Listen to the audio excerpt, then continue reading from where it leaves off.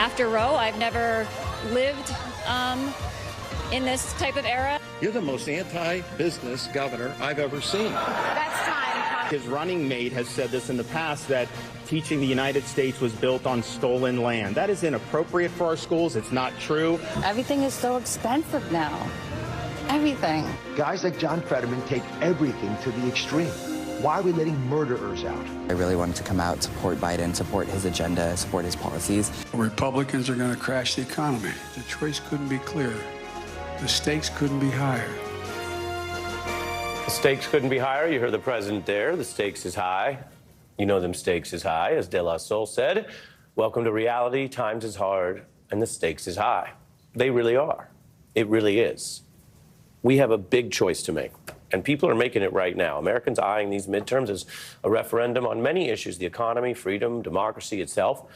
America's last midterm elections were the first since Trump became president. You may remember that wherever you were in 2018, pre-pandemic, people were energized, and it fueled a wave of participation that carried into the record-breaking turnout of the last election, 2020, which ejected Trump from the White House. Well, tonight, the early vote shows even more people are voting than during those midterms of 2018. We don't know who they backed yet, but it does seem many people do realize the stakes is high. Joining me now, Professor of Politics and Journalism at Morgan State University, Jason Johnson, known to sneak in his own lyrics if and when he seems to feel it's necessary, and editor-at-large for the 19th, Aaron Haynes. Good to see both of you. It's good to see you. You should have played Stakes is High instead of that election music, which I also love, but I'm just saying, Stakes is High. You would prefer Della over the long-running NBC election music? You'd have a lot of disagreement in the building.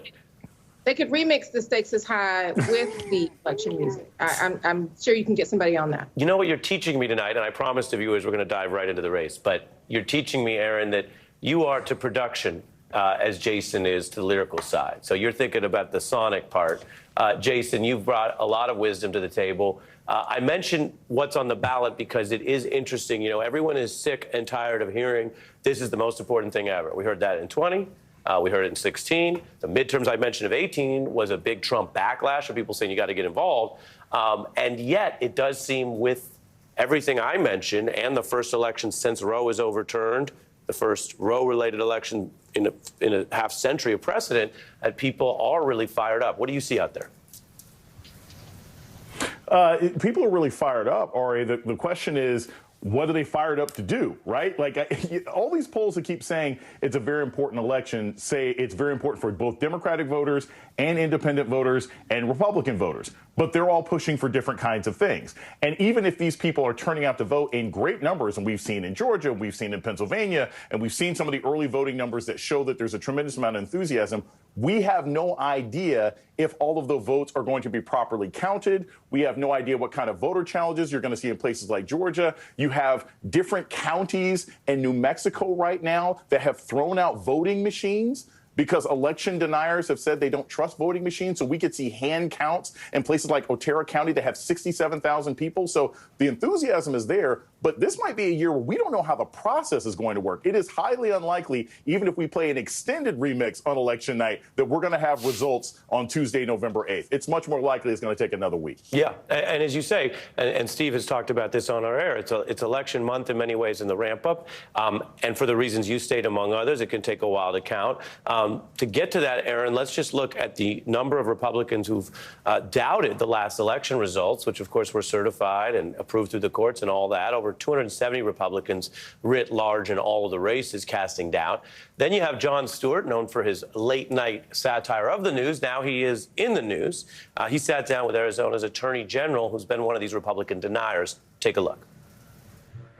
The fact is, the election in Arizona was well-run, not fraudulent, and not stolen from Donald Trump, according to even your investigation. I have never said. Why is it so hard to just say yes to that? We still have some ongoing cases. So why can't you say the election in 2020 was not stolen or fraudulent? I will tell you this, as I said. This is blowing my mind. Aaron? Ari, I mean, look, election deniers are on the ballot in 2 weeks. Some of these people are going to be elected, and this should be alarming. What is also alarming is that many Americans are comfortable electing them. We saw that New York Times seeing a college poll that said that there are some number of Americans, 40% of Americans, 70% of Republicans, that would be okay electing an election denier if they agreed with them on some other issue. And so I think it's certainly incumbent upon us as members of the press and the media to continue to call out both election deniers and to point out election champions of democracy in this moment, because the single issue of democracy is something that should matter to anybody who casts ballots in elections, because for all that voter enthusiasm, that is not going to exist if we don't have a democracy. These folks are looking to challenge you if they don't like how you voted. And so that really should just be unacceptable in a country that says that we are built on a democracy in our founding documents. And so people like Jon Stewart, so many of us as journalists that just continue to point out the fact that folks did say that refusing to accept the results of the election, even 2 years later, 2 weeks from an election, is really just something that needs to continue to happen. Yeah, and it goes to the creeping authoritarianism, because the continued lie about the last election is itself an implicit vow to lie or abuse power in the next one. That's what it is. It's not history. It's not, oh, why are we talking about that again? It's, well, if you can't get that squared away, imagine it when it's up for grabs. Imagine it when we've got people in the streets, et cetera. As we try to do around here, Jason, hitting more than one race, I want to turn down to Florida. You have DeSantis dealing with Democrat Charlie Crist, as well as his potential new rival, if he runs, Donald Trump, who slammed DeSantis over basically what he views as a candidate that DeSantis was supporting that wasn't Trumpy enough.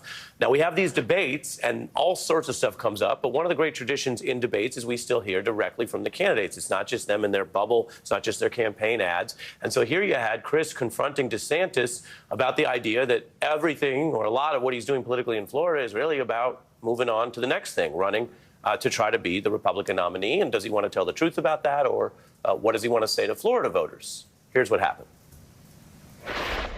You're running for governor. Why don't you look in the eyes of the people of the state of Florida and say to them, if you're reelected, you will serve a full 4-year term as governor? Yes or no? Yes or no, Ron? Will you serve a full 4-year term if you're reelected governor of Florida? It's not a tough question. It's a fair question. He won't tell you. Now, a little bit of silence there. Democratic strategists are looking at DeSantis as someone who is on par with Trump. Now, Jason, part of this is just politics. People in both parties try to keep their options open. I'm curious if you want to give us your view of the political move. He tried to just hold his silence, as well as if you think there's anything more important going on down there for the voters. Obviously, we have Florida viewers. They're making up their minds. I will say, as you know, that an artist you love who's got an album coming out Friday, Champagne Poppy, famously, when he rapped, they asked me, why let the story run if it's false? A wise man once said, nothing at all, Jason. My lyric upon seeing DeSantis was like, voters should have no time for shook ones, because he didn't know what to say. He just sort of sat there frozen, not knowing if he could give an answer to something fairly simple. All you got to do is say, yes, I'm going to run. If I get the nomination, I'm going to run. There's no Republican in the state of Florida who's going to be offended by the idea that Ron DeSantis is going to run for president. I think the question was simple. His inability to answer it is indicative of the disingenuous nature of his campaigning in general. Let me push you on that. Say what you're going to do. Let me push you on that. Is it inability, or I mean, the guy's, he plays this certain character down there, but he's a military vet, highly educated, Ivy League schools. He made a choice that he wasn't going to give the soundbite in response. That seemed to be tactical. I'll go to you, Jason, and then Aaron. It was tactical to not give an answer, but to spend 30 seconds looking blank-faced and frozen on air, it's something that any of his consultants told him to do. I think it is a myth. It is a myth that voters care about that sort of thing as long as they actually feel like you're serving the state. Look, I can disagree with everything Ron DeSantis does, but he's got 56% approval from Latinos in that state. He is considered very popular. He is likely going to win the race. There's nobody there who's like, I'm going to vote for Charlie Crist instead of Ron DeSantis because Ron might run for president. I just think it was foolish on his behalf, even though I think he's an authoritarian problem and shouldn't run for president. Aaron? Yeah, I mean, it seemed to me that maybe he was thinking of the retort that he ended up giving to Charlie Crist, which was, the only old donkey that I'm looking to kick out of office is you. And that was the part that, because there was so much silence, a lot of people didn't catch his retort. He just, was a little slow on the uptake. Maybe he should have had that one in the back pocket and ready to go. But yeah, I mean, it probably is not in a popular incumbent governor's interest to kind of give Charlie Crist the soundbite that he was looking for, even though, for some folks seeing that silence, maybe that looked to them like Crist was dunking on him a little bit. Yeah, interesting. Well, we hit more than one thing, Jason. I got to get Kornacki in, so I'm going to say thanks to Aaron and Jason for kicking us off tonight.